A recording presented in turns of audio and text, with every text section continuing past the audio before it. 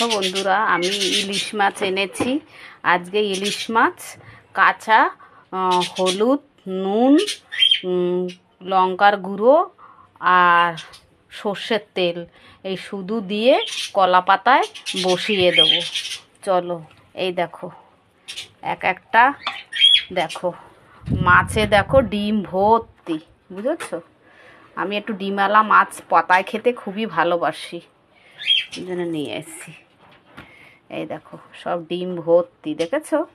সব ডিম ভর্তি, খুব সুন্দর লাগে খেতে।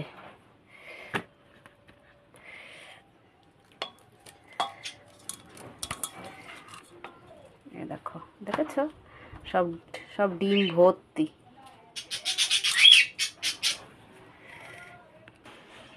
চলো এবার তাহলে মাছের মাথাগুলো দিয়ে দিই।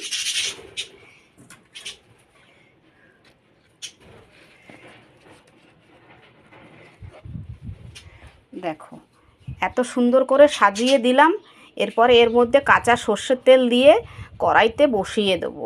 হ্যাঁ, চলো তাহলে এবার বাদবাকি যখন নামাবো তখন আবার তোমাদের দেখাবো। দেখো পাতার থেকে মাছগুলো সব তুলে নিয়েছি, তুলে নিয়ে এর মধ্যে রেখে দিয়েছি। এই দেখো সব, দেখো তোমাদের দেখাচ্ছি। এই দেখো ডিম, দেখেছো? ভর্তি ডিম। এই দেখো, দেখেছো কি সুন্দর একটা কালার হয়েছে, পাতা পোড়ার মতন। এটা খেতে না খুব সুন্দর লাগে খেতে, জানো? চান করে নি, ভাত খাবো পরে। দেখো আমি ইলিশ মাছের বাটি নিয়ে পুরো বসে গেছি, দেখেছো? এই দেখো ইলিশ মাছের বাটি নিয়ে পুরো বসে গেছি। এই ইলিশ মাছটা আমি পাতুরি করেছিলাম, কলায় পাতুরি। কলা পাতাগুলো সরিয়ে দিয়েছি আর পাতুরিটা আস্তে করে তুলে নিয়েছি। দেখো এক একটা ডিম দেখে তুমি অবাক হয়ে যাবে, প্রচুর বড় বড় ডিম। এবার দেখো ইলিশ মাছের মাথাটা আজকে পাতাতে দিয়েছি, সেটা বসে বসে আমি খাচ্ছি। এই দেখো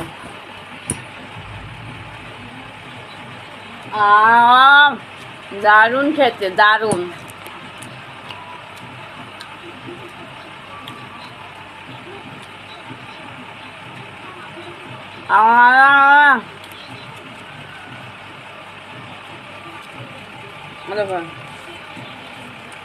এক বাটি নিয়ে বসছি। এত খেলে পেট খারাপ করবে, ইলিশ মাছ খাওয়া বেশি ভালো না। আচ্ছা এই মাথাটাই শেষ করি আগে খেয়ে।